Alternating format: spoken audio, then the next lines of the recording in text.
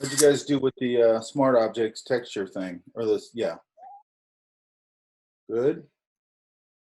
Yeah, Yeah. that was straightforward. Huh? The smart objects was pretty straightforward. Yeah, it is, right? Yeah. I did have a question, Mike. Yeah. The warp tool in the display he used and the video you sent us, the guy had a grid across his warp. Mine didn't have that. Okay, so let me look into that because it disappeared on like this. I think it was like the latest update or maybe the one after that.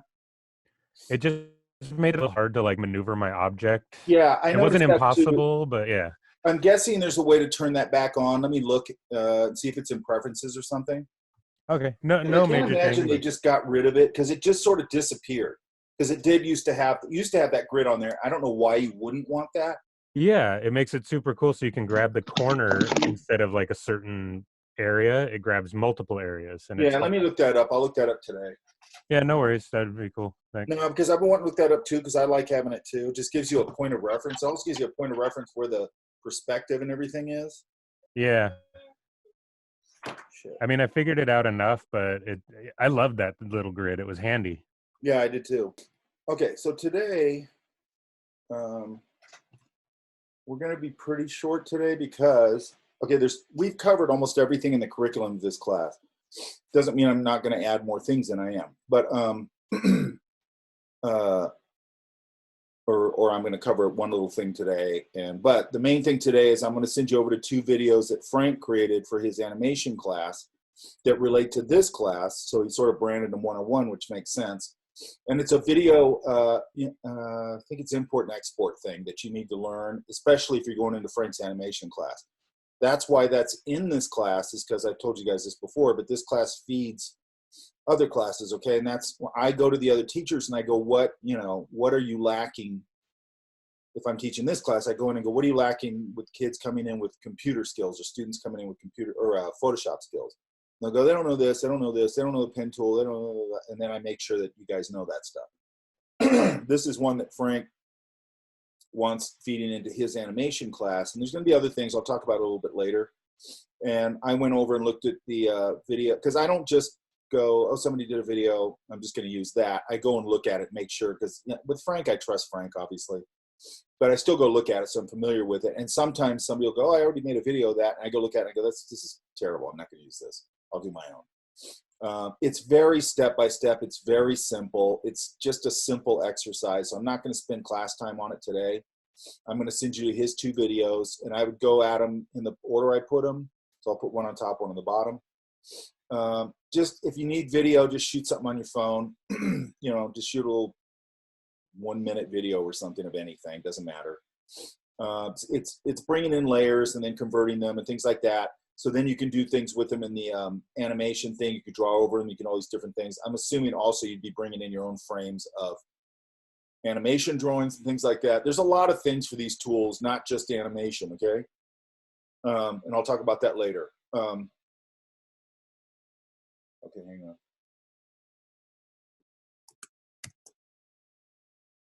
I have to grab this every now and then. I think that's...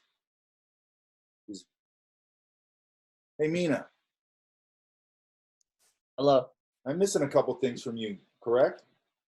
I think it's the planet one. Why am I missing them? And then there was the 3D shape, a color gradient. I haven't turned that one in yet. And why are we behind? Because I was absent yesterday because I had a doctor's appointment. Okay. Yeah. Whatever, because I think I sent you 2 people an email saying I'm missing this and this. Okay. Yeah, I'll get on it. And I don't like them super late. Okay. All right. Like I said, if you get things in on time, they might not be where you want. And in this class, it's not as important, to be honest. This class, again, it's mechanics. I give you a little bit of dose of design and that kind of thing, painting ideas and things like that. But I'm not going to grade you the same way I would in 100% digital painting class. You know what I mean? I'm grading you basically that you understand the tool sets that I'm going through. Okay. For sure. Yeah. Totally understand that. You get me in digital painting or digital drawing, then I'm going to nail you on design, drawing, illustration, painting, all that. Okay. All right. So that's why we'll be a little bit short today. I'm going to go over and one thing I want to talk about a little bit. Hang on, we'll see what's in chat. So did somebody figure out this grid thing? I did what Adilko said, and it came on, but it also put like a graph paper grid on it as well, Okay. like a bunch of you know little what? squares. So you mean like a tiny square grid? Yeah. Plus Okay. There's the a other way. one. There's a way to expand that out to the size you want. Let me find that. Okay. Okay. Cool. Because sometimes you will want it tighter. I forgot about that. There is a way to adjust that. Yeah, that's kind of cool, but also distracting for other It reasons. depends on what you're doing. If you're doing that's what I where meant. you wanted all those points, then you know. Yeah, it's cool for some things and not for others. Perfect.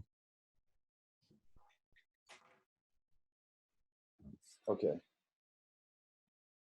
I forgot all about that. There's a way to do that. Okay. What's it gonna say? Okay. Let's chat. Let's share my screen. So we're going to go over a real simple thing today. Well, I want to talk just for 2 seconds about this too. Did I share my screen? I did, right? Yeah. Okay. You guys can see my screen, correct? Yeah? Yep.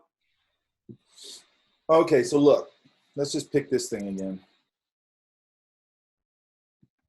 Right here under image, and then there's mode, you have these different modes, okay? I mean, this isn't a big discussion, but it's still important.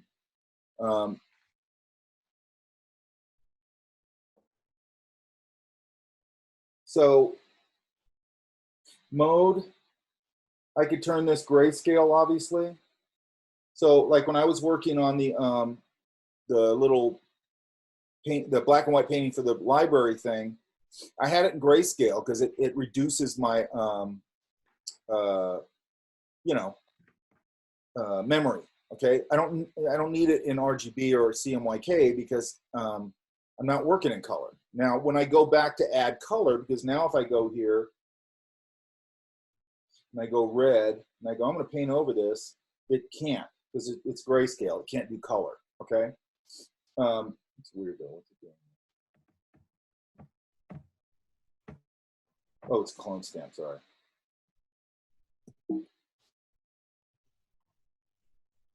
So it's just going to convert it to grayscale. Okay. So when I get done with the black and white phase of it, then I can go to mode. And in this case, we're working on screen. So what is the RGB for basically? For web display digital online. Yeah, screen display, right? Mm-hmm. So I can go here and now I get my color back. Or if I was doing it for print, I might go to CMYK. And then this lab color multi-channel, we're not too worried about that. And then there's another thing in here where like if you want to go to Duotone, you see how it's grayed out, and then there's Bitmap, okay? So if I go to grayscale, I'm going to say discard. And then I can go to, now I have these options. I can go to Bitmap. I'll talk a little bit about that later. And here's your information for the bitmap, okay? Or I can go to Duotone and I can start dialing in like a sepia. So this is monotone, that means one color. I can come in here, play around with it. Let's try a duotone now. Let's get a little bit of red in there. That's kind of nice. Real subtle. So if you want to do a duotone, do you guys know what a monotone and all that is? Okay, yeah, okay. So it's basically just how you get a sepia or like this kind of thing where I'm tinting the photograph a little bit. I got preview clicked here. If I turn that off, I'm not going to see it, but I can see, the nice little differences there. So on and so forth, right? Just know that if you want to do bitmap, because you might want to make a bitmap to go into Illustrator or something like that, okay? And I'll explain Bitmap a little bit later. Actually, I need to write that down so we need to talk about that.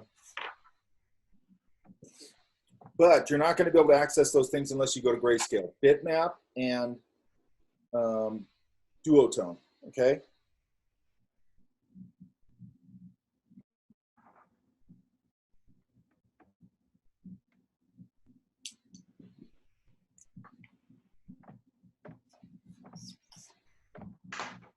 Okay.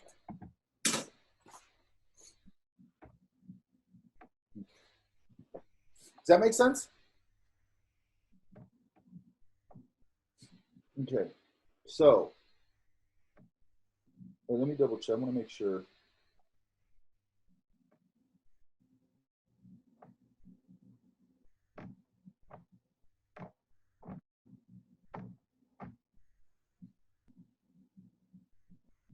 I want to do something real quick here. Let me see if I can do this. Hang on. I'm going to back out of this. I'm going to go to my history. Go back to there. Put this over on my panel.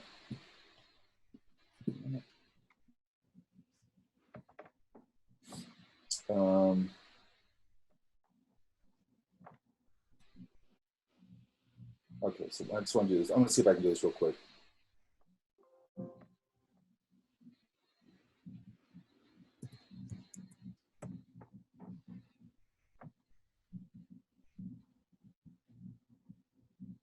Whose mic is on?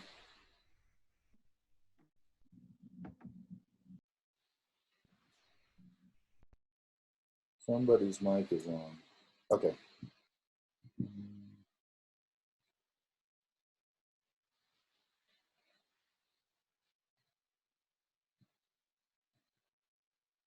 Just so you guys know,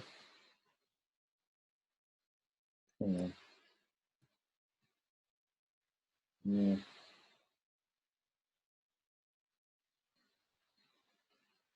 When you're in this type thing, you can go up here to type. The good thing about type is it's under type. It's one of the few things in Photoshop that's all organized that way. But you can go to here to panels, glyphs panel, and it'll show you like the special characters in your in the typeset that you're using, the font you're using. Does that make sense? Because some of them have really great, like this one. Hang on. Some of these typesets, it's easier to show in Illustrator.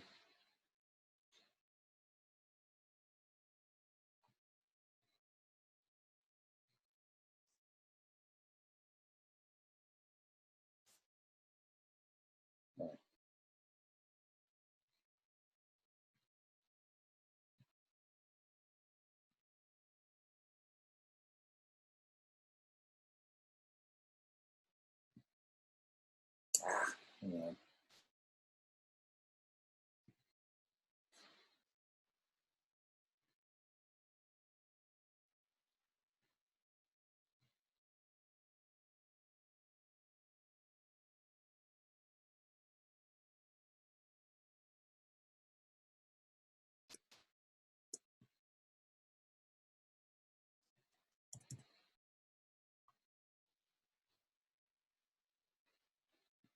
So some of these typefaces have a lot of really good, you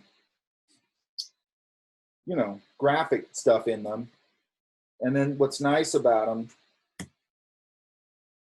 hang on, is that they match stylistically. So if I go,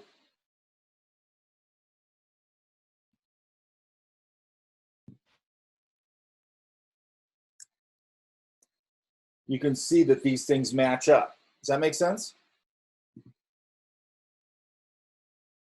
You know, so if you're doing, I've done this all the time with the restaurant stuff like that when I'm doing stuff for that. You know, I might just want a little wine glass or something, and I'll go through here and find out if there's a wine glass, which I think there is. And I just boop, pop that in there if it makes sense for, or a beer glass if it's a beer on tap thing or whatever. Does that make sense? Don't reinvent the wheel if you don't need to, okay?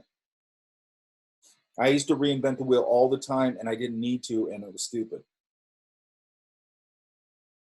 And it slowed me down for stuff that didn't matter. And, you know, put that time into the stuff that does matter, where you do need to reinvent the wheel. Okay, so let's look at this thing.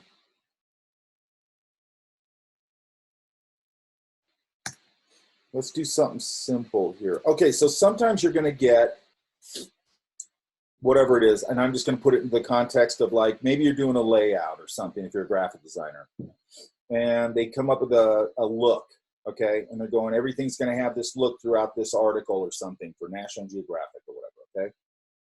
So let's go. So what we're going to do is create something that's going to be able to apply that to everything quickly without having to redo it every single time. Does that make sense? Okay. So let's go through. It's really simple. So under palette, or under Windows, where all our palettes live, I'm going to pull up. Let me see if it's already open. Yeah, it's already open. This.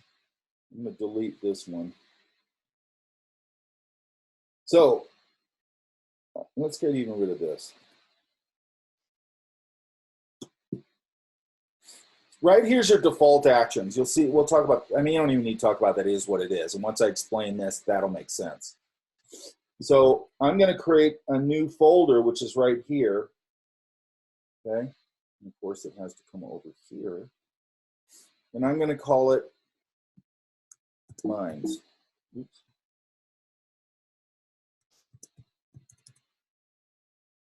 Now I got a folder. Okay. And we're in the Actions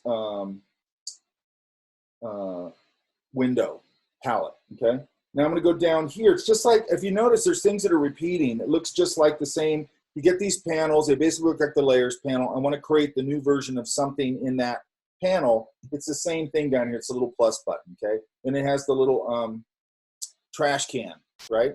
So I'm gonna hit the plus button, and now it's saying you wanna create an action. I'm gonna say lion. Or let's say this is what I did for National Geographic. And I'm putting it, here's the set. So I can put it in default actions of the one I just created. And then I'm just gonna hit this where it says record. Okay, because that's all we're doing is recording. Okay, I'm gonna put this over here. And then I'm gonna go, let's say, maybe I'll do a little more of that sepia thing. So let's go mode, grayscale, and flatten, discard. And let's go duotone. I like that. A little more warmth. A little darker value. I'm going to put a second one in here. Oh, I got to see now. I got to go to duotone, not monotone. And let's just see what that looks like. Let's just see what blue looks like, just for the hell of it.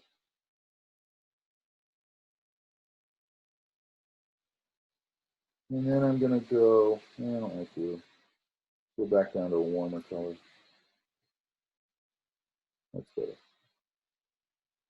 That's pretty good. And then let's say I'm going to go a little more. Oh. I had to name the inks, okay? And I'm going to go back over here, and I'm going to go to another warm color. I'm going to make it look a little more sunsetty, I guess.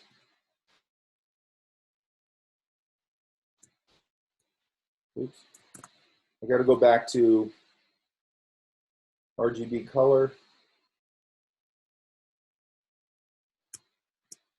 And hopefully it'll pick up all this. Okay, so let's go. And let's say that the art directors determined that they like this sepia thing.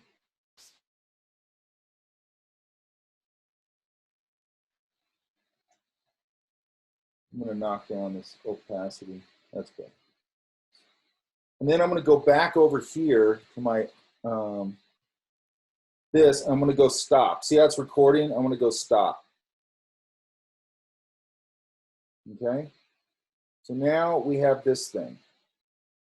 And we've created an action inside our folder, and it's called Nat Geo, okay? So now I should be able to go back into my other assets, let's say, for this article or whatever it is. Oops.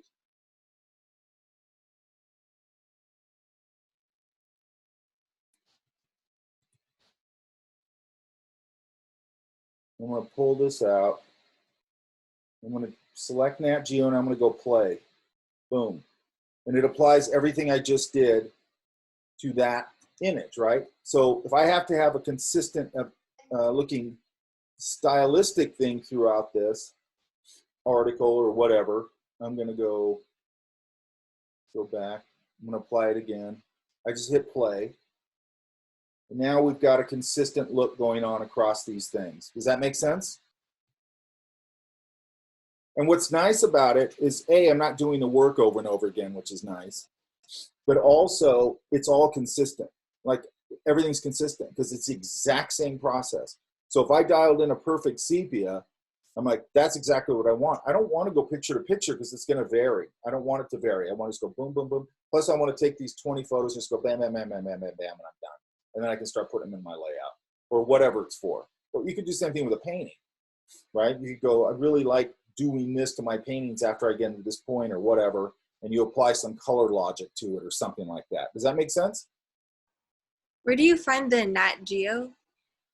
Where did I find what? The Nat Geo? Where you like, it seems like you like copy paste the edits. No.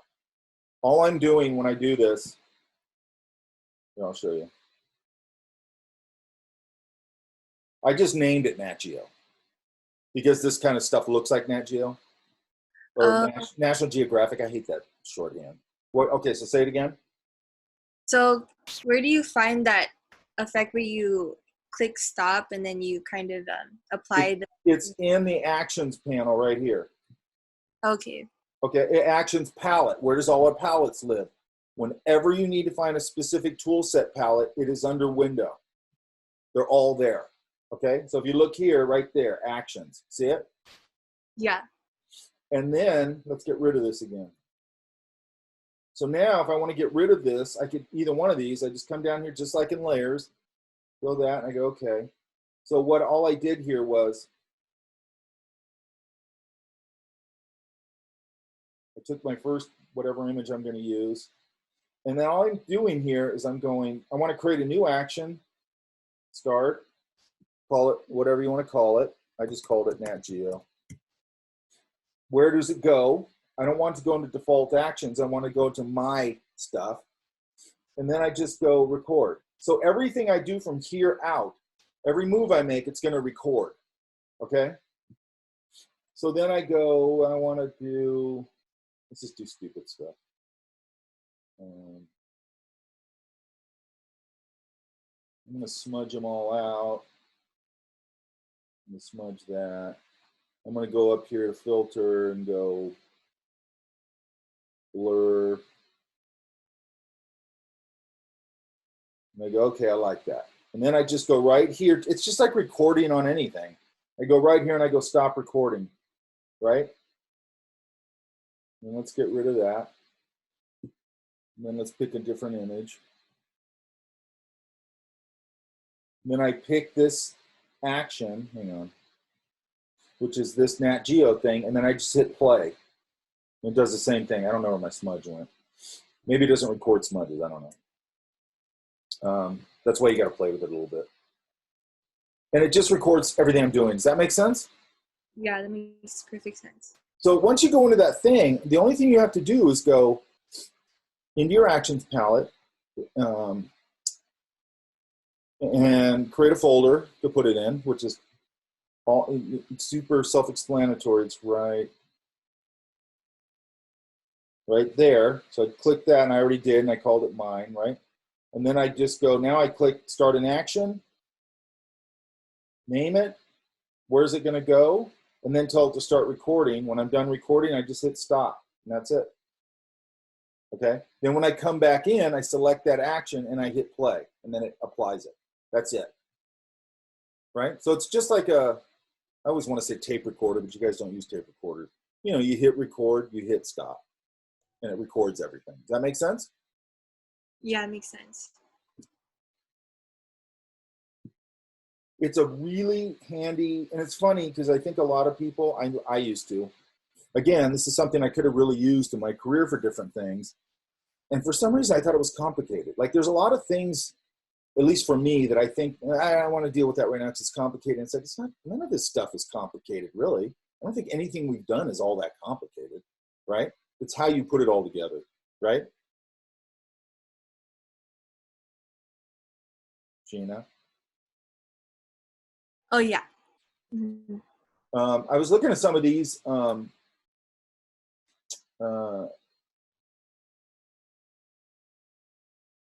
like that some of you guys with the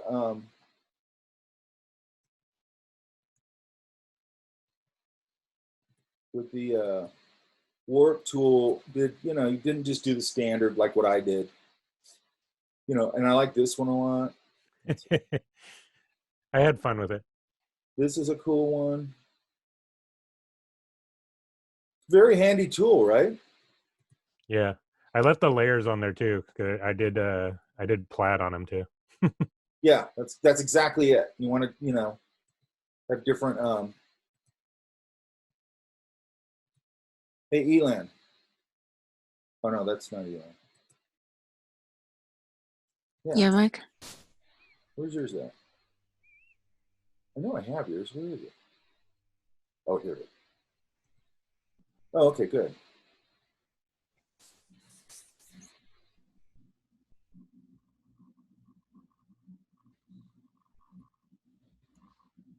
This one here, Mm-hmm. Ian, it's Ian's. Make sure you get it off the windshield. Oh, yeah, got you. Unless you were telling me it was like sometimes you'll see buses that do wraps and they do cover the glass. They don't cover the windshield, but they cover the glass. Yeah, makes sense. I took it off the like the bottom and the mirrors, but yeah, definitely makes sense on the windshield. Yeah, so you want to go in with your layer mask and knock out the rims, knock out, you know, all that stuff, right? Yeah. Did everybody watch that guy's video? Yep. I think it's very straightforward and clear. That's why I just used it instead of making a new one, because I would have basically been making the same video over again. But I thought it was very clear and a very good use of this idea, right? Yeah, it was. And I like that he did 2 parts to it. So he kind of went, okay, I'm going to go further. I like that he kind of shows how he blends the ideas together, you know, the over the top, and then how he's using the warp tool and all that kind of stuff. And they're go ahead. and they're super short and they're like to the point. Yeah. Like within 5 minutes, boom, you're done. Mm-hmm. Once in a while I get lucky and I find something like that. Most of the time I don't. And I don't want to do too much of that anyway. As long as we're going over it in class, I'm fine. Like today with Frank's thing, I went through those and I go, I don't need to redo these. That's stupid. They're very clear and they're very step by step. Because the thing that you're gonna see today in Frank's video is they're just very step by step. Okay, it's just a process. It's not a. I just want to make sure that you guys are understanding that, and then I'll talk a little more about it later. Which is why we're short today. And then this idea I want you guys to do. What was I going to say? So it looks like everybody got the smart object thing, no problem, right? One of the main things I want to make sure that you guys do is don't do what I did.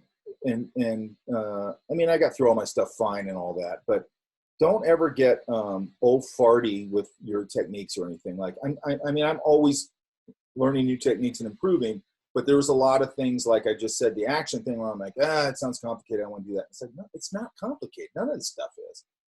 And then you just started working kind of the way you work, and it's like, you need to go through, because what I used to say is like, I don't have time for this crap at work. I got a deadline. Well, I know, but I had time at home to do it. So I should have, just kind of kept up on the updates. Like you'll see stuff that comes out every time Adobe does an update, and they'll go, here's new features in Photoshop. Here's new features in Premiere or whatever. And you need to do that, okay? You need to be keeping up with that stuff. When somebody else comes, and Photoshop, all this stuff, not just Photoshop. There's so many tools in here that are I mean, there's just so many tools in here. Like we're just barely scratching the surface of it, right? Everybody knows different things about Photoshop, okay? Everybody knows different little things, you know, tools, techniques, all that kind of stuff. So make sure you're picking your colleagues' brains, whether that's students now or, you know, when you get out into the workplace, you know, whenever somebody's doing something, you know, ask. You know, I always do that. I've only had one person who ever wouldn't tell me how they did something, you know, and that's fine. You know what I mean? And I figured it out myself. But yeah. A side note on that, the overlays with the warp tool, if there's like a hard edge, would you recommend just getting a new layer instead of trying to like maneuver it? What do you mean a hard edge? Like I was looking at a stormtrooper and they have a bunch of little ridges and things on there that are flat surfaces. Would it be easier to just grab like another panel and make multiple sections instead of wrapping around the whole leg? Or oh yeah, if you notice in the video when he does the wings, like he has the fuselage and then the wings, right? Yeah. He blends those into each other. Okay. I would do it like that. Basically, all he's doing is he's just taking. I think he took an eraser on a real low opacity and just sort of faded the in, so it sort of faded into the other one. Okay. That makes sense. But if there's like a hard right angle on something, it would probably be. Yeah, I would. No, yeah, I would probably. Okay, there's another thing. When I have hard angles, so let's go. It's another thing I do. So let's find. Hang on. Because this is actually good for a bunch of things. Because like when I did mine on the sleeves, they bent. So I did one for the forearm and one for the upper like deltoid bicep area. Because do them all in one shebang, it looked weird. Yeah. No, sometimes you can't do them all in one. Okay. Yeah, so it's better to just keep making multiples. Let's look at this. Let's look at this.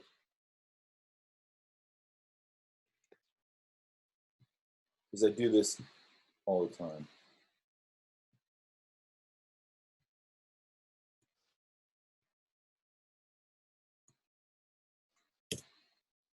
This is my Nat Geo packaging. And let's say we're going to go.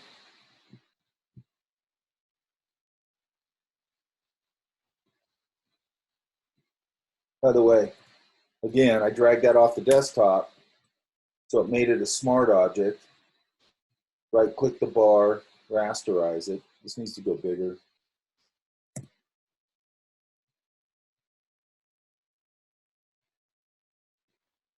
So if I was doing a package design, let's say. Yeah, that would be a good example. I would go, I want this guy. I'm going to do a couple things. I want to go transform, distort. I want to get this into some kind of reasonable perspective. So I can follow this perspective here, basically. I won't get it perfect, but let's say that was my perspective. Actually, it should come out a lot more like that. And then I go, and I get it into good perspective. This is half-assed. But, and then I'm going to go, maybe I'll shrink it a little bit. I have to have enough to cover this other side, so I'm going to do it like that. Let's do this. Actually, I can do it.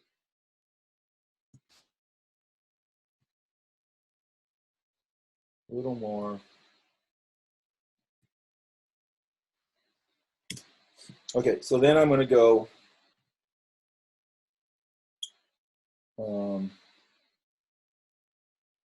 Here's my line right there. You can see it. So normally I would just kind of come in here and find that line. Go up to edit.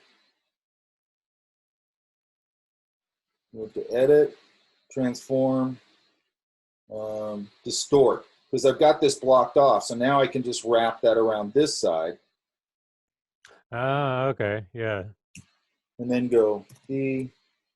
So you're not trying to line up 3 different images. You're just bending one. Yeah, if it's a hard edge like that. And then I can come in Yeah. and go.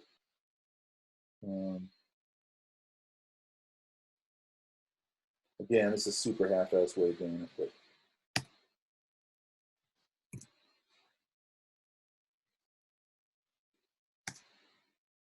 then I would probably go, this is going to be different on the top. Because if I wanted the top, this would have to roll over this way. That makes sense? Yeah, yeah. That's exactly what I was encountering with stormtroopers.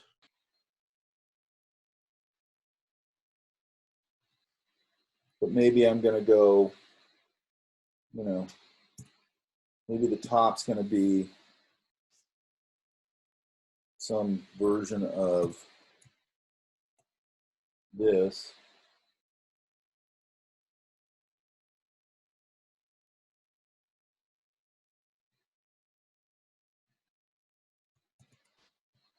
Maybe the top's color block.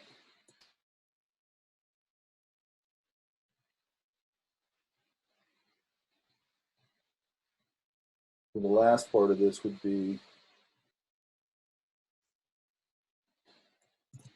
and then I'm going to go here, and then, you know, maybe this, hang on.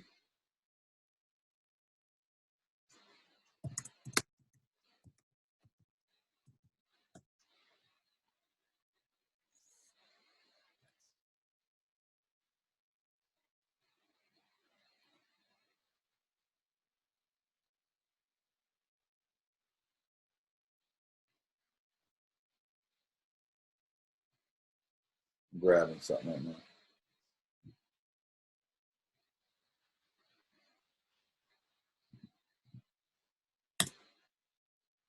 Maybe then this, edit, distort.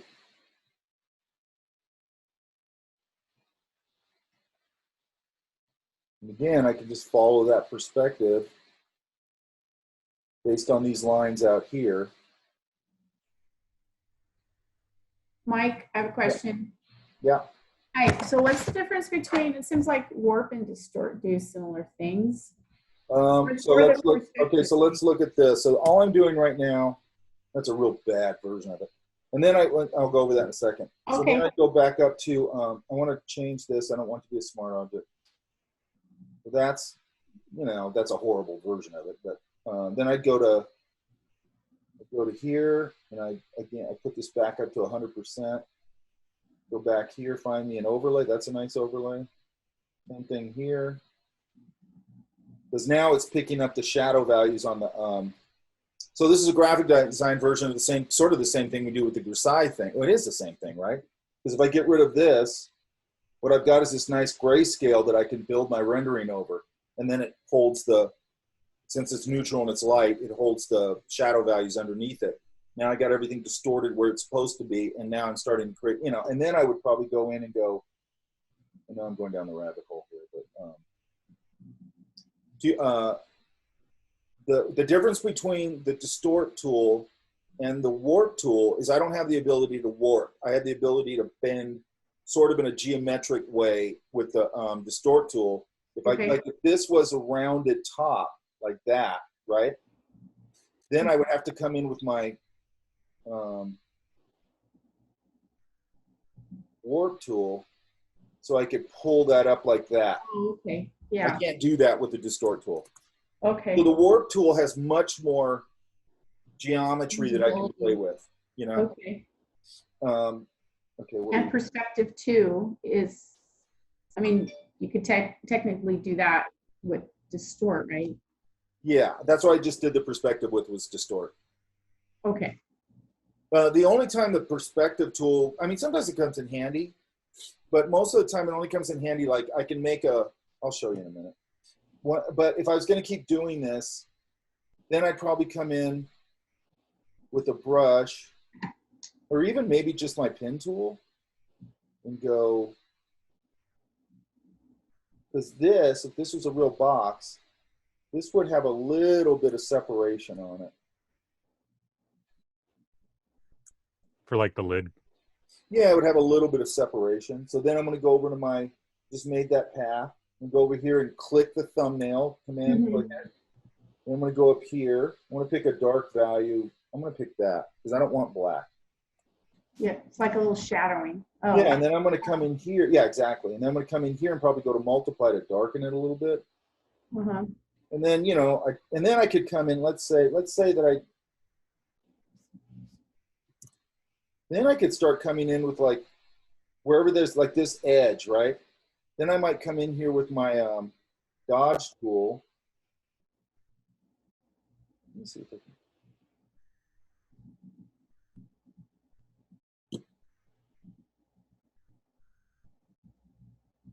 And go, right now it's in mid-tones, okay? So I think that's about right. So let's go a little thinner. And then the strength's all the way up, it might be too much. Let's see, I'm gonna hold my shift, click. I could start where it's like maybe the lid opens on this side, so this is a hinge. It's the same thing, I could highlight that a little bit because it's gonna catch a little bit of light. That's a little strong. So let's knock this down. Like a little beveling for the folds. Yeah, just a little bit of that edge light. That edge is going to catch a little light. Just like, you know, it could catch shadow here. I could have done that with the dodge tool. So let's go to the dodge tool, which is the opposite. Oops. Let's just grab this round.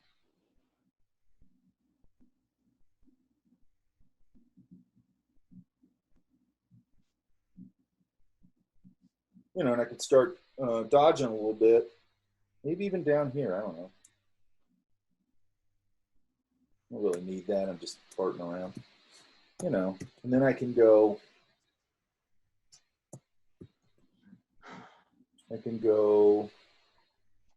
For this, I wouldn't care if I use the wand. Now I'm going to go up here to select, inverse. Oh, that's not right. Let's go back here. Oh, I see what's going on. I'm going to merge these. Yeah, that's better. Now I'm going to go select, inverse, make a new layer, put it back here, pick a gray. Sometimes this works, sometimes it doesn't. Edit, fill, foreground color.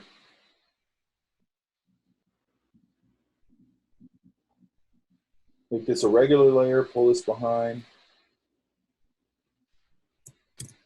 Again, grab my distort, wherever the light is. Oh, I see what's going on. Let's go here. I got to get rid of this white around it.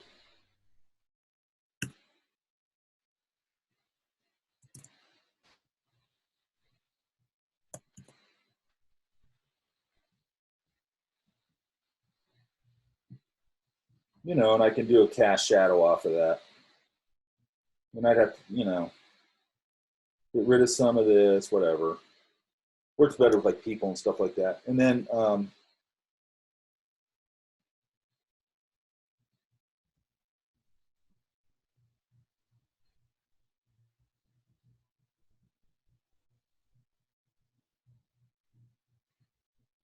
actually, I'm going backwards on my lighting, but that's fine.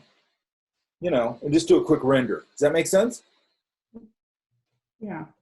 So that's how I would do it with a more geometric shape. And the thing is like when you do this,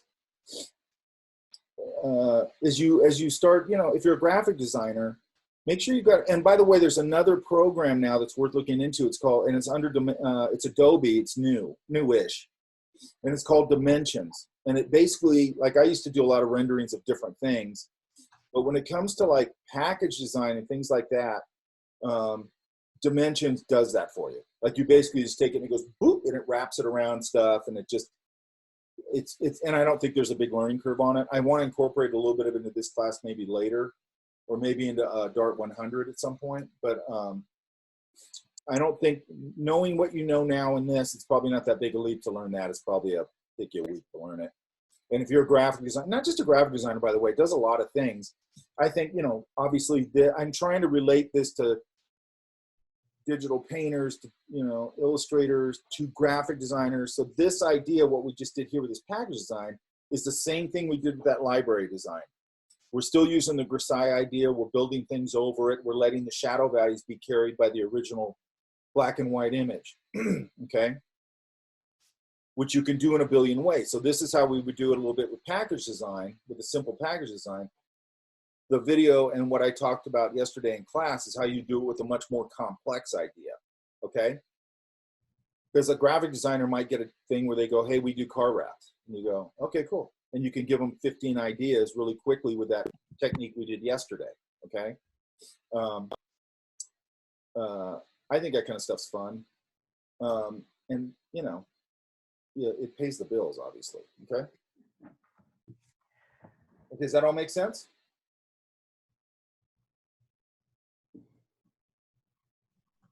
All the same stuff. I like this design. Who is this? Oh, Nathan, okay. Were you going to mention something about the perspective tool as well? Oh, look, I'm sure if you go online, you'll find a billion people who use it in all these different ways. But oh,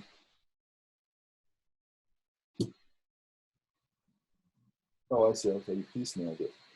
Yeah, because I couldn't do the bend in the elbows without really I see. Okay, yeah. distorting it. Yeah, good. That's what you want to do. You want to figure out, you know, solutions, right? His arms are also flipped like the wings in the video you showed me. Oh, did you?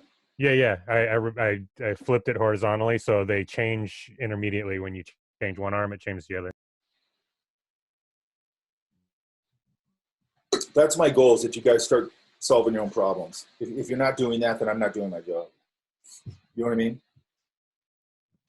Totally.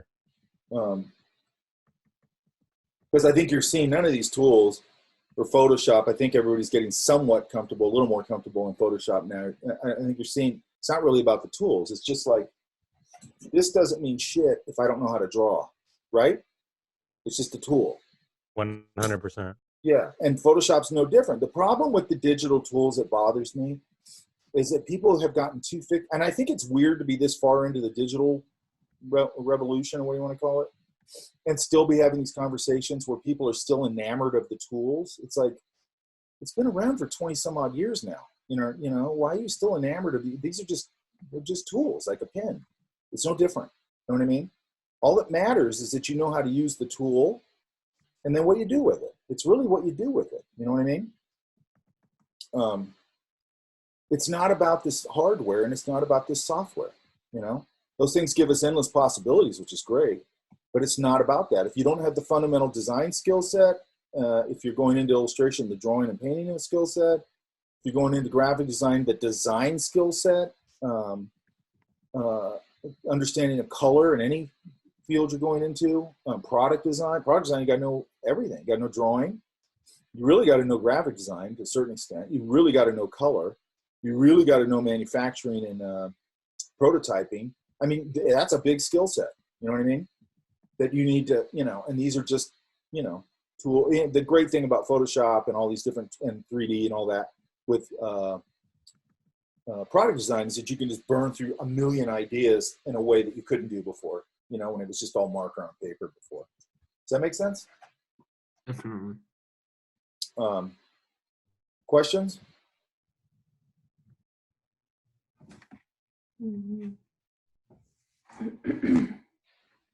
Okay, so what I want tomorrow is I want to make sure you understand the action. Oh, and here's the other thing.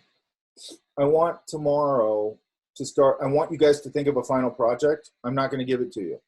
What I want it to be, so we have Wednesday, Thursday, and then 3 days next week. I'll go over some other things within that, but I want to, tomorrow, I want to start talking about what you want to do for your final project. I'm not going to give it to you because I want it to be specific to your interest or major, hopefully both. You know, and like John, if you want to do a portfolio piece, or Elan or whoever, you know, people I know have been around a little bit.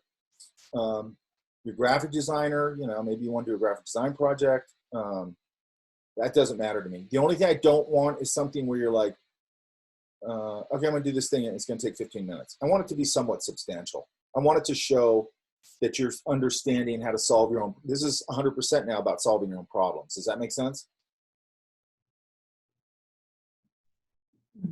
Okay. So I don't really care what it is. I just want it to be substantial enough that it's something we can sort of work on and polish and hopefully push your skill set up before we are done next week. okay? But, you know, give me thumbnails. Just give me thumbnails, just like super rough thumbnails. I don't care. Just like we did with the poster or whatever. And start telling me, and then I want to improve it, and then we'll get going on it. Does that make sense? Okay, so I'm gonna, I'll put it, I'll probably put it up in assignments because it'll be due the last day. And I want to start working on that. I want to see ideas tomorrow, okay? Because this action things is probably going to take you at the most a half an hour to figure out. I don't even think it'll take that. I want you to look at Frank's 2 videos I'm going to link, okay? I want you to look at those. That's such a step-by-step thing that it's pretty easy just to go grab something and just do the step-by-step, okay? If you're never going to go into animation, it's less important, but that's not just an animation thing. That's sort of a video component to Photoshop, okay? So I want you to watch Frank's videos. Actually, you can watch Frank's videos kind of casually, and maybe I'll just make sure everything's cool, you know, tomorrow and Thursday, okay? But tomorrow I really want to go over ideas, okay? And I want to know that you know the actions thing. So the main thing, get those 2 things done, ideas and the actions thing, okay? Does that make sense? Tomorrow I might actually have a test set up for my webcam. I'm gonna go try and get a webcam today. I went down yesterday and I got the C-stand and all that crap. All right, questions? So, Mike, for ideas, you mean ideas for our final project, right? Yeah. Okay. And I want you to determine that. You know, could be a digital painting, could be anything. Could be a package design, could be a poster, could be anything. I don't care. I just don't want it to be something. I hate it when people go, like, okay, we're doing this thing, and I go, okay, yeah, I'm proving that or whatever. And then like it's in the final folder the next day, and you look at it and you go, this is super half-assed. Like you spent a half hour on this. You know what I mean? I don't like that. I mean, if I'm starting it now, what I really love is, I love being in a project in the class where we're having the discussions and we're massaging and we're polishing and, you know, pushing and, you know, all that kind of stuff. I love doing that. And it's important to me that you now drive a project on your own, in the sense that I want you to have to use hopefully everything you've learned in here and start putting it all together, which you guys have been doing, by the way, but now in a bigger way going, okay, I'm pulling all these tools together. And then also I like doing it in class because you are going to forget certain things we did in here and go, how do we do this, blah, blah, blah. And that's totally fine. I don't expect you to remember every single thing we went over in here. And hopefully you're going to go, you know, I want to do this thing on this. And maybe it's something where you have an opportunity to do a new technique or a new tool and start talking about that, or put the tools together that we've already been learning in a new way, and so on and so forth. Does that make sense? Mm-hmm. So I want you guys to do a kick-ass piece, okay? Mostly for yourselves, okay? I mean, yeah, I need it because I want to make sure I don't really have the feeling that nobody in here, I don't feel like anybody in here is lost. I just don't feel like that, okay? Which is really nice. Also, you guys, I've taught this class, this is maybe the 3rd time. This was a newer class, and it was really necessary. Frank wrote it, and I really feel like it's gotten nailed down over this summer term, and that's 100% you guys, because I got a really good group. I was talking to Frank about this last term, and I'm not knocking the students. They were good students, but they were just all people. This class is a little too much for them. Dart 100 would have been a better choice for them. And I'm really trying to put out there, that's why I post quite a bit about this class, is I want to make sure that the students are understanding what this class is, and that I'm getting sort of digital art people in here, whether it's graphic designers, whatever, I don't care, that doesn't matter, but people who really want to sort of dig in a little more into this. And because you guys have been receptive, and because you guys have been absorbing everything so well, it allows me to run through a lot more material. Like last time, I didn't get to run through not that much, really. So I get to, and I feel like I've gotten it defined now, and that's because of you guys, okay? Like, the class doesn't work without good students. It just does not work, okay? It's symbiotic, okay?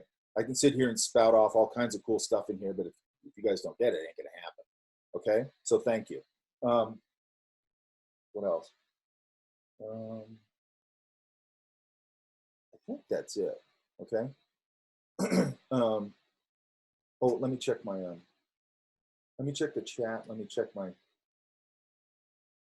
now I've got, it's always weird to me.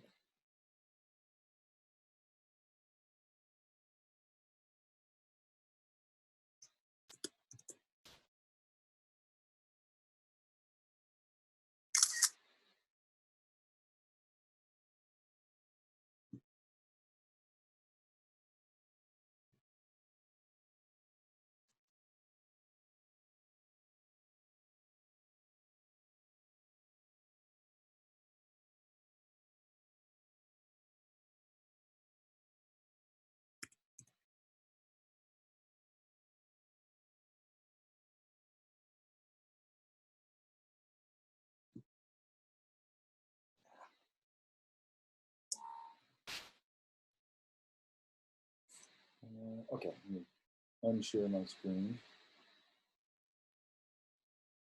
And let me look in the chat real quick.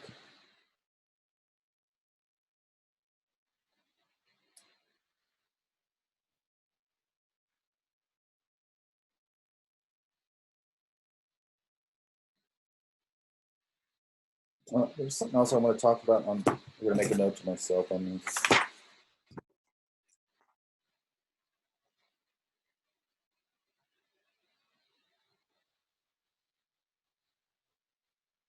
What's tomorrow, Wednesday? Yep. Yep. I have to have ideas tomorrow because that's what I want to go over. Sounds good. And again, thumbnails and whatever, I don't care about draftsmanship and all that crap. All I care about is I can understand what you're talking about. But we've talked, you know what, I'm gonna do this because we do workshops and, you know, in between terms usually to raise money for ESOL. And we were gonna write a class on this, but the person I'm supposed to write it has totally dropped the ball. One of them I want to do is clay modeling, maquette modeling. So I'm going to do one of those. I think I talked to you guys about that. But I want to do another one on thumbnailing where we just spend, I don't know, 4 days just talking about good thumbnailing, okay? Because it's really important. I don't care if you're a graphic designer. I don't care what, okay? Ideating on paper is super important, and learning how to, because really what the trick is with thumbnailing is reducing your idea down to this very simple thing that you can draw very quickly, but it's understandable, okay? It doesn't have to be perfect. I love thumbnails, like really well-drawn thumbnails. I love them. And it's really just working through your ideas and then being able to show those ideas to your team or the client or your art director, or if you're the art director, like I used to do them all the time to kick off a season, where I would get the direction for the season. Like they'd go, I think I might have mentioned this, they'd go, it's a, whatever the Fab Five or whatever characters from Disney, they go, it's a Fab Five at the beach. That's the summer thing. So then I'd start thumbnailing product ideas, okay, and then I'd show this to my team, and they'd either shoot them down or they go, that's a cool idea, you know, and then they'd start thumbnailing stuff, and we'd get a line together very quickly, because all of them could draw. All those people, for the most part, could draw. But even the graphic design guy'd be in there, and he'd be knocking out thumbnails too, just like simple little thumbnails, okay? Which, by the way, was smart, because then you go, okay, why would I want to get rid of a graphic designer who has good thumbnailing skills? Because most of them out there now don't. You know what I mean? It gives him an advantage, or gave him an advantage. Yeah. Oh, I was just going to say this about the perspective tool, sorry. So I'm just going to go in here real quick. I'm going to do this in Photoshop real quick. So I might come in here. Let's just pick a cheesy brown. Don't forget to switch your screen back. Yeah. Oh, I'm sorry.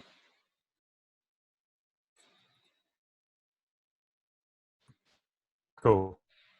Okay, so I'm in Photoshop or Illustrator. It doesn't matter. I could do this in Photoshop. It's just fast to do in Illustrator, and I'm just fast in Illustrator. So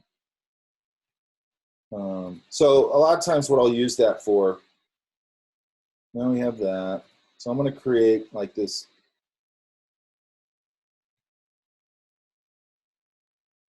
Look, pen tool. Yeah.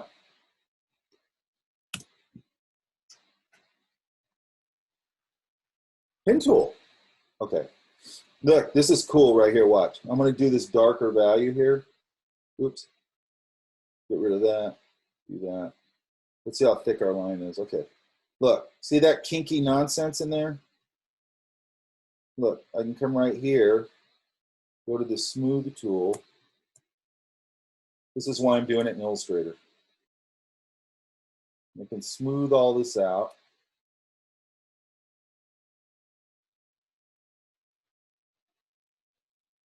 I can start making some wood grain in here. Smooth tool, smooth it out. I can come in here and I can go, I want to make a nice, beautiful inked line. Right here. I'm going to go do a nice little thin, thick thing there.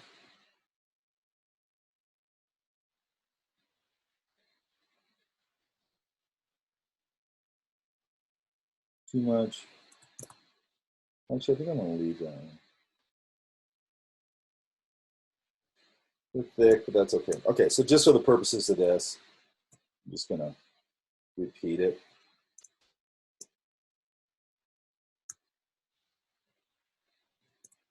Probably too thick, but that's okay.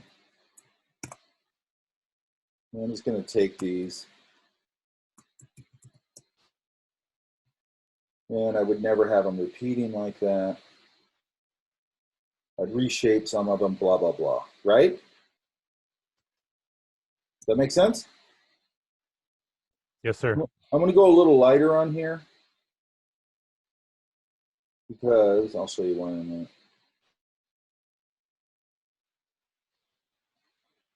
Yeah, that's better. Because I'm going to put some slats in here, like boards between them. And that's going to go a little darker.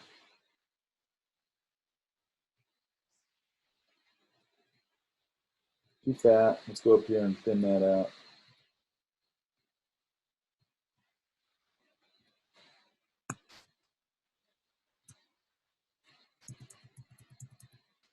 Oh, wait, let's do this.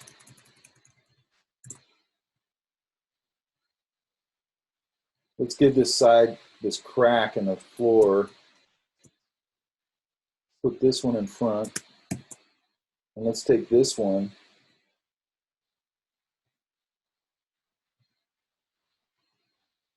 And let's go lighter.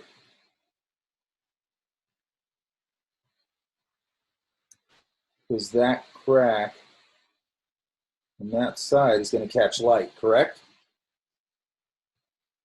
Probably go a little duller with it, but it's fine for now.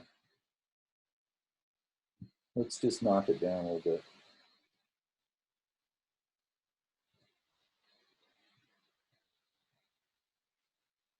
Okay, good enough. So this is going to be planks, okay? Planks on the floor. Let's put it like this.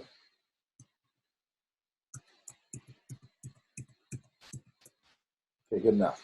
Does that make sense? That's our floor? Okay. So let's take it into, oops, some lock over there. Let's take it into Photoshop.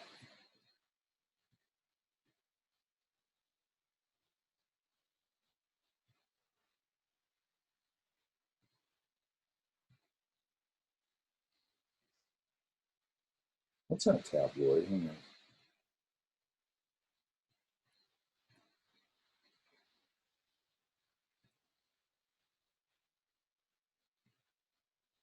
Then let's drop it in here.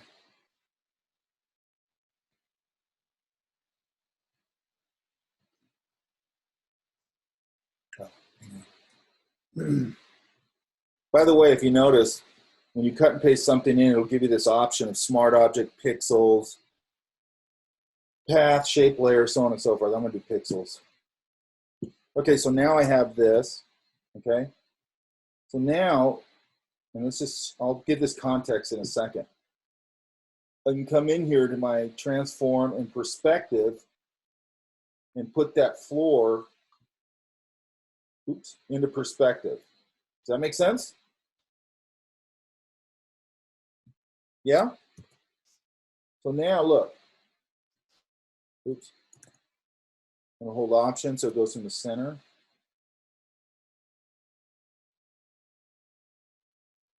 You know, and then if I had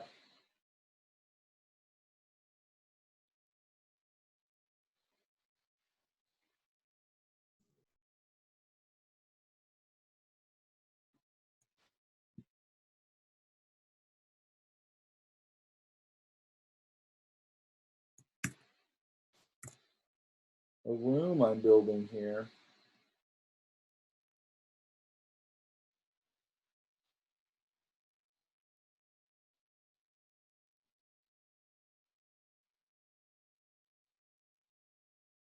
Let's put this on another layer. And I know that's sloppy, but it's fine. And then, you know, maybe I just go pull it over here, edit, transform, flip horizontal. Oops.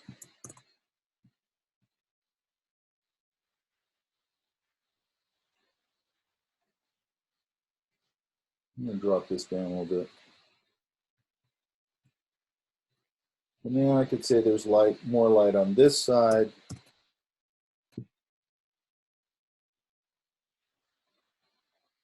Maybe here.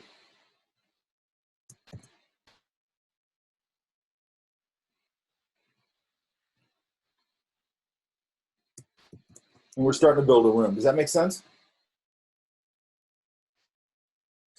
You know, now I got a grayscale underneath. Now I could put wallpaper over that. I can do anything, right? And pull it into perspective. Put a window in it, have light streaming in, blah, blah, blah, right? Make sense? So that's one of the things you can use perspective for, okay? Well, you can do the same thing with the wall. Maybe you create the wallpaper pattern, and then, you know, then you go in here and you go whoop in perspective, and then the wall goes into perspective. Does that make sense? Same way as we did with the floor. And we just put that room together very quickly. Things like that could come in handy for literally, I mean, you know, if I was doing a theme park thing where I was showing a room or showing, you know, a niche or something like that, I might just do this real quick to set up the thing and then start painting and building inside of it. Does that make sense? I just have, so when you have the grayscale, which is what the Grisite painting was, what's the purpose, or what is the benefit of having the grayscale underneath that you put things on top of as opposed to putting a pattern there? Well, you could do it with a pattern. In this case, you could do it with a pattern. It's fine. The thing I like about the grayscale is that I can set up all the lighting. Like if I come in here and I go, oh, okay. If there's light coming through here, let's say, right? Mm-hmm. That's my horrible window. Mm-hmm. So let's go here. I'm just going to fill it with a gray again. Because why? Because it doesn't matter. Because I can just go dial it in with my levels and just go, okay, there's light coming in here. Mm-hmm. So maybe that means that this wall is catching a little more light because of that over there. Okay. And then, so what I basically can do with the grayscale is I can set up all my lighting. Then when I put like wallpaper over it or whatever, I put texture, it just automatically picks up all that lighting. So I'm not constantly shifting the lighting all the time. Oh, okay. So I'm establishing the lighting. I always say it's like I got one ball, right? Mm-hmm. That's my Grisite. I'm just all I'm worried about is value and maybe edges if I'm doing a painting, right? Then once I put in color, you know, temperature, now I'm juggling. Now I got 5 things in the air and I'm juggling all of them. Does that make sense? Yeah. So what it does is it lets me concentrate on one thing at a time and really make sure that everything's working. You know, like here, you know, the obvious things, I might come in here and wouldn't be there. I'm doing this half-ass again. Oh. I would have light streaming in there, maybe. You know what I mean? Yeah. And then it just allows me to work on to concentrate on one thing at a time.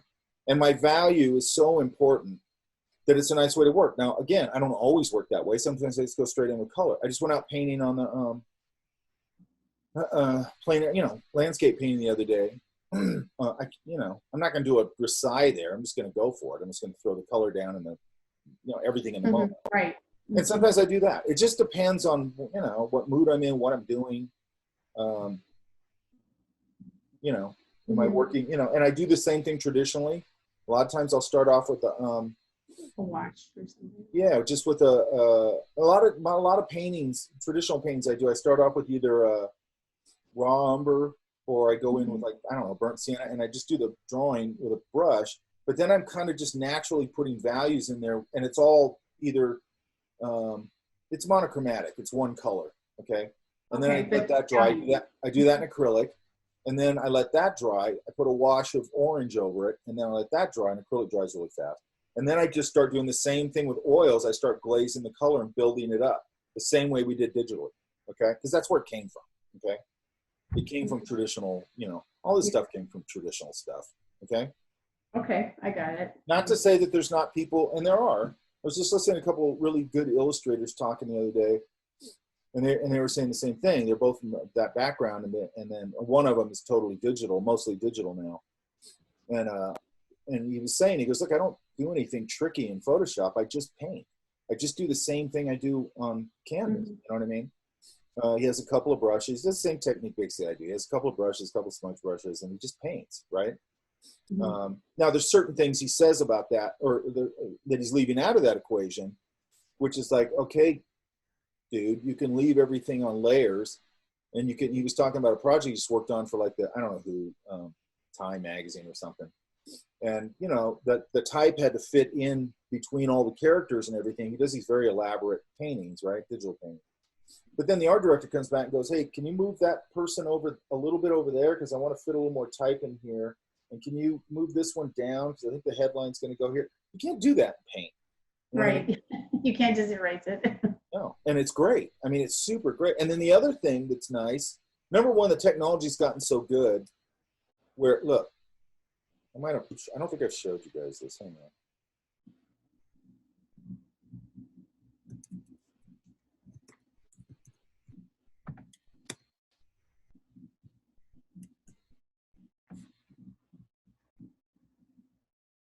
See if I can.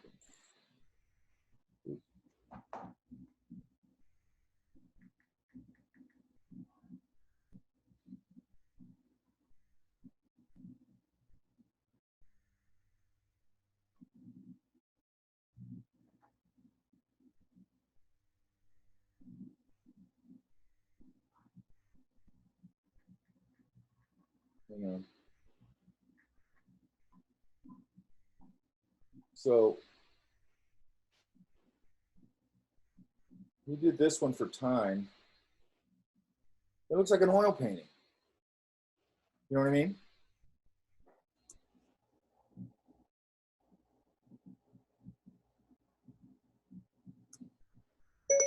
Oops, sorry.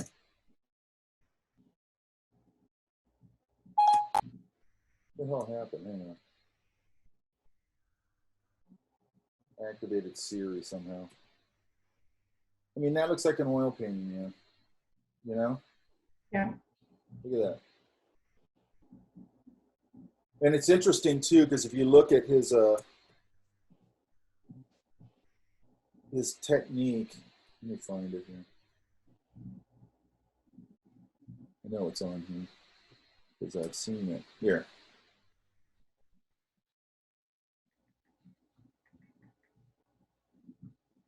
And I'm not trying to push everybody to work in that kind of paneling technique. I'm just saying how good the technology is, basically.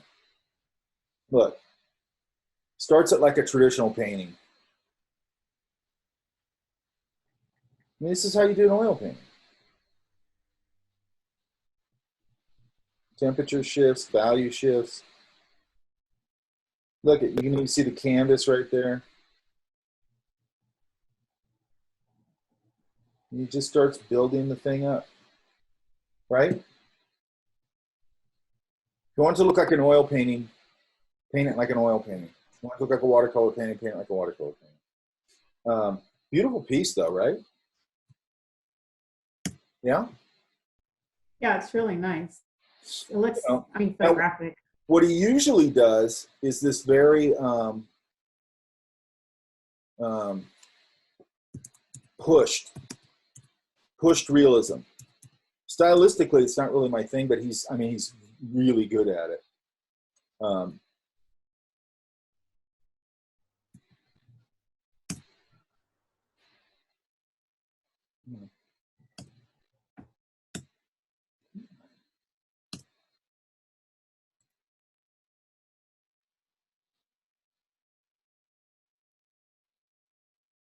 Ugh, it's so annoying when this thing slows down.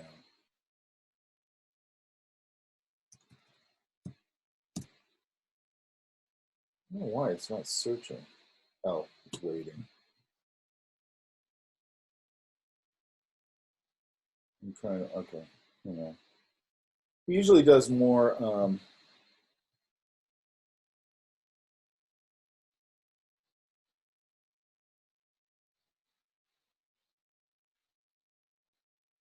push stuff. I'm trying to find one. More, of course, sounds taking forever. We'll see if it comes up. Push stuff like this. Does that make sense? Yeah. My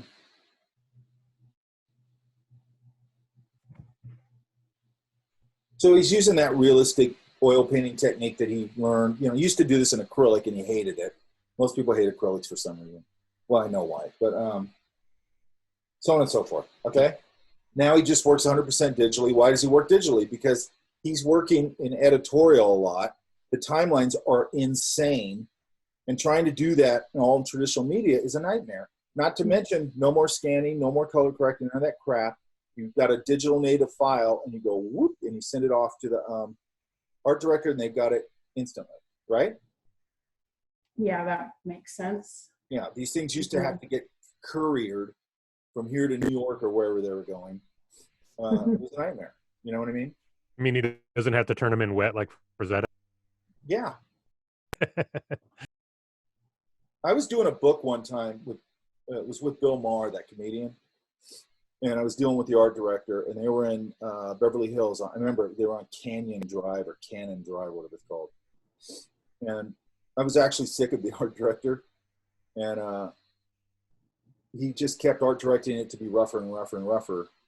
And finally, I was like, I'm done with this thing. And instead of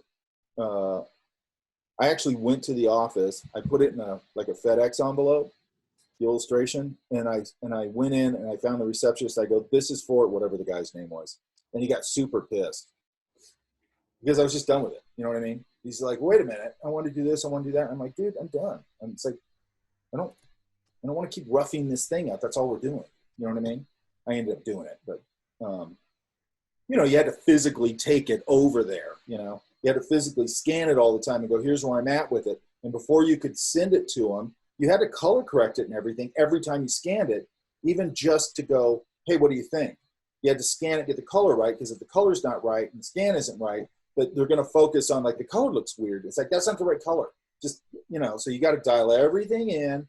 And when you're doing it native digitally, you just go export JPEG, res it down to 72, boom, email it. Maybe juice the color a little bit, and that's it. Does that make sense? I mean, I love doing stuff traditional, but there's so much stuff now where if they said, hey, you want to do this book cover or something, I'd go, digital. I do digital. There's some exceptions to that, but not a whole lot anymore. The technology's so good that when I saw that Pope painting the first time, I went, oh, cool, he did an oil painting. You know what I mean? I didn't realize for a while that it was a digital piece. You know what I mean? The only problem with that, though, and I know this is weird, he had to do that painting like almost overnight, I think. But when you have the oil painting, it's been on Time magazine. It's this big oil painting. Somebody will probably pay a lot of money for that. Does that make sense? Like Drew Struzan has been selling his originals. I mean, those are classic poster images, right? I think he's been selling those things for like $200,000, $250,000 because it's a real thing. Does that make sense? Yeah. Yeah. And it's iconic. Like you walk into somebody's house and you go, holy crap, is that a real Drew Struzan Star Wars poster? You're like, oh my God, that's like insane. Like I grew up with that poster. You know what I mean? Yeah. Like a lot of people look at his work. They were just talking about this. They grew up, because I'm kind of like this. Like some of his images are like part of my growing up, like more than even the movie is or anything. Like I'm more into Drew Struzan and Star Wars posters than I am into Star Wars. Does that make sense? Yeah, they're great. Yeah, they're amazing. And they just get the whole feel of everything, you know? Anyway, that's neither here nor there. And then for him to try and get that oil painting done because Time Magazine and all those editorial people, they're working on timelines based on what's happening right now. So they're going, okay, especially right now, if you're talking about Trump, it's like this guy, goes upside down every day. So like if we're going to put some editorial in here with an illustration, I got to have it like today or tomorrow, because the next day, because he's so out of control, the whole news cycle will change again. And they're like, you know what, kill that. Now we're on to, he's putting out secret troops everywhere and kidnapping people. And that's the new thing. And then the next day it's like, now he's killing people in detention places on the border. Now that's changed. So that's why editorial is so fast paced. Does that make sense? And it's worse now. It's worse now because now you've got 10,000 outlets. It's not Time Magazine necessarily. It might be Politico. It might be Daily Beast or whatever it is. All these, the Nation, who knows, right? But when you have an online presence, everything obviously doesn't have to go to press. It goes immediately online. So that's a different factor, Now you're cutting out everything. And as soon as they get that illustration, article goes up, everything's done like in hours. You know what I mean? So they can hit that news cycle now. Whereas with print, it had to go to print. Okay, then it had to be distributed out of the back of a truck into newspaper stands and all that kind of stuff. Okay, bookstores, wherever you bought that stuff. Okay, different world now. Okay, any other questions? Sorry, I got a question, Mike. Yeah. With that lion photo, how would you use the channels to separate the hair from the background? I probably wouldn't do that with that. No. It's just not enough of a clear demarcation of that. Now, what you could do is you could go into channels and do like,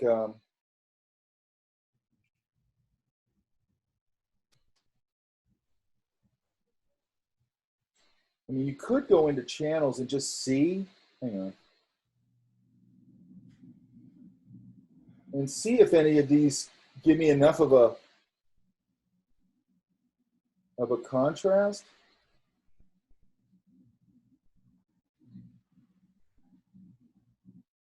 See, like here, this is the problem. Maybe here it might pick it up. It's probably not going to be able to read the difference here. Does that make sense? Okay. So that's why you want to have a variety of selection ideas. That's why we spend so much time on selection. Does that make sense? Now, you might be able to get it in here if you come in here and go, like you're trying to find the one with the most contrast. That's too blown out right there. And then, can I come in here and go,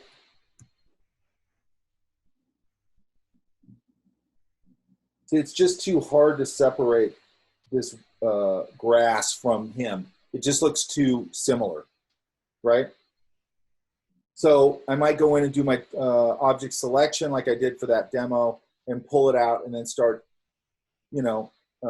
just pulling a little bit of that hair into there with the mixer brush and just get it, natural looking again. Does that make sense? Mm-hmm. Yeah? It's always like a variety of, I'll try and do the hair one too before we're done. Actually, I will do the hair one. You got to have a variety of selection things because that's the thing with like all these programs, Photoshop, all that. Everything's not going to work 100% every time. Okay, and sometimes it's going to work partly, and it's going to get you part way there. Then your other tool sets come into play. Okay.